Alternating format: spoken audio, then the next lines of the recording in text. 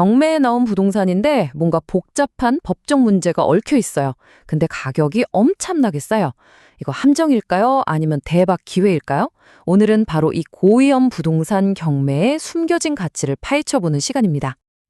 자, 오늘 우리가 살펴볼 내용입니다. 먼저 투자자들이 딱 마주하는 그 딜레마가 뭔지 보고요. 그리고 이 모든 문제의 핵심이죠. 관습법상 법정지상권이 대체 뭔지 확실하게 짚고 넘어가겠습니다. 그 다음엔 전문가들은 이걸 어떻게 활용하는지 그 전략과 수익 기술을 알아볼 거고요. 마지막으로 이것만큼은 꼭 확인해야 한다 하는 최종 점검 사항까지 짚어드릴게요. 네, 그럼 첫 번째 순서. 투자자들이 마주하는 딜레마, 바로 함정과 기회에 대해 이야기해 보겠습니다.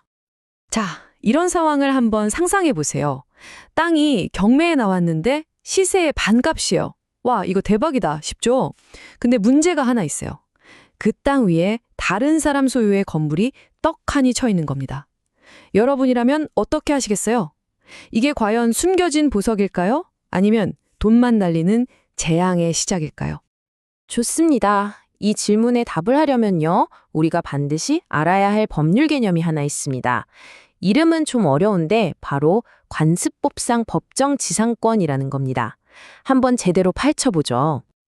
이게 뭐냐면요, 아주 간단하게 말해서 땅 주인이 나로 바뀌었어도 그 위에 있는 남의 건물을 절대 철거할 수 없는 권리예요. 마치 법원에서 땅에다가 이 건물은 건들지 마 하고 도장을 꽝 찍어준 깨지지 않는 임대차 계약 같은 거라고 생각하시면 쉽습니다. 정말 강력한 권리죠. 아니 근데 땅 주인 입장에선 좀 억울할 수도 있잖아요. 왜 이런 권리가 있는 걸까요? 대법원의 생각은 아주 현실적이에요. 멀쩡한 건물을 부수는 건 사회적으로나 경제적으로나 낭비라는 거죠. 그러니까 건물은 그냥 쓰게 해주자고 서로 암묵적으로 약속한 걸로 보자. 뭐 이런 취지입니다. 자, 근데 이 권리가 아무 때나 막 생기는 건 아닙니다. 아주 까다로운 조건들이 딱 맞아 떨어져야 해요. 첫째, 원래는 땅하고 건물 주인이 같아야 하고요.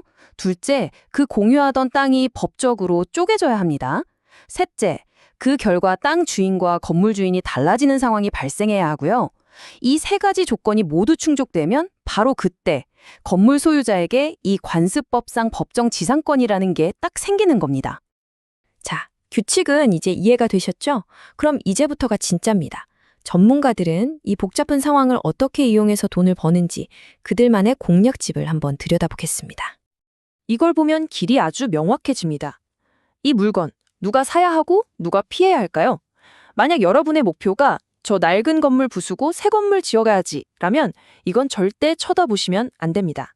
하지만 나는 장기적으로 임대 수익을 얻거나 나중에 저 건물까지 내 걸로 만들겠다는 큰 그림을 그리고 있다면 와, 이거야말로 엄청난 기회가 될 수 있는 거죠. 바로 이 그래프가 모든 걸 말해줍니다. 보세요. 법정지상권이라는 복잡한 권리가 얽혀 있으니까 대부분의 투자자들이 그냥 지나쳐버려요. 그러니까 어떻게 되겠어요? 당연히 가격이 뚝 떨어지죠. 일반적인 땅값하고 이 땅의 낙찰가하고 이만큼 차이가 나는 겁니다.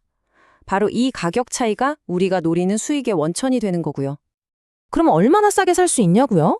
보통 감정가의 50%에서 70% 사이, 심하면 반값 이하로도 낙찰되는 경우가 허다합니다. 이게 바로 핵심이에요. 남들이 꺼리는 덕분에 정말 가치 있는 땅을 헐값에 살 수 있는 기회가 열리는 거죠. 자, 그럼 이제 한 단계 더 들어가 보겠습니다. 땅을 싸게 샀어요. 그럼 그 다음은 뭘까요? 어떻게 수익을 만들어낼까요? 여기서부터가 진짜 고수들의 영역인데요. 이른바 지료 연체 테크닉이라는 아주 영리한 방법이 있습니다. 땅을 낙찰받자마자 우리가 해야 할 첫 번째 일은 바로 건물 주인을 상대로 소송을 거는 겁니다. 내 땅을 쓰고 있으니 사용료를 내세요 하는 거죠. 이 토지 사용료를 법률 용어로 지료라고 하는데요. 소송을 하면 법원에서 지료를 정해줍니다. 보통 토지 감정가의 연 4%에서 7% 정도가 나와요. 이것만 받아도 사실 꽤 쏠쏠한 수익이죠. 하지만 진짜 노림수는 따로 있습니다. 바로 이 지료 연체 테크닉인데요. 일단 지료 판결을 받아놓고 건물주가 지료를 2년치 이상 밀릴 때까지 기다리는 겁니다. 그리고 2년이 딱 차는 순간 당신은 임대료를 안 냈으니 더 이상 내 땅을 사용할 권리가 없습니다 하면서 법정지상권 소멸을 청구해버리는 거죠. 그럼 어떻게 될까요? 그 건물마저 경매로 넘어가게 되고 그걸 우리가 아주 저렴한 가격에 사들여서 마침내 온전한 내 부동산을 만들 수 있게 되는 겁니다. 이게 바로 이 투자의 최종 목표죠. 자, 그런데요. 이게 말처럼 쉬운 건 절대 아닙니다. 굉장히 고도의 전략이고요. 분명히 위험도 따릅니다. 그래서 마지막으로 이 투자를 하기 전에 돌다리도 두드려보고 건너라 라는 마음으로 반드시 점검해야 할 것들을 짚어보겠습니다. 여기서 가장 중요한 경고입니다. 우리가 지금까지 이야기한 이 관습법상 법정지상권이라는 게 모든 경우에 다 성립하는 만능키가 아니라는 점이에요. 아까 말씀드린 그 성립 조건 있죠? 그게 하나라도 어긋나면 이 권리는 아예 처음부터 존재하지 않는 게 될 수도 있습니다. 그러면 완전히 다른 게임이 되는 거죠. 그래서 경매에 참여하기 전에는요, 반드시 이 체크리스트를 따라서 하나하나 확인해야 합니다.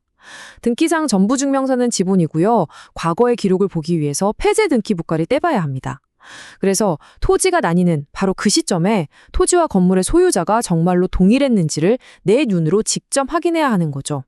이런 꼼꼼함이 수천, 수억 원의 손실을 막아줍니다.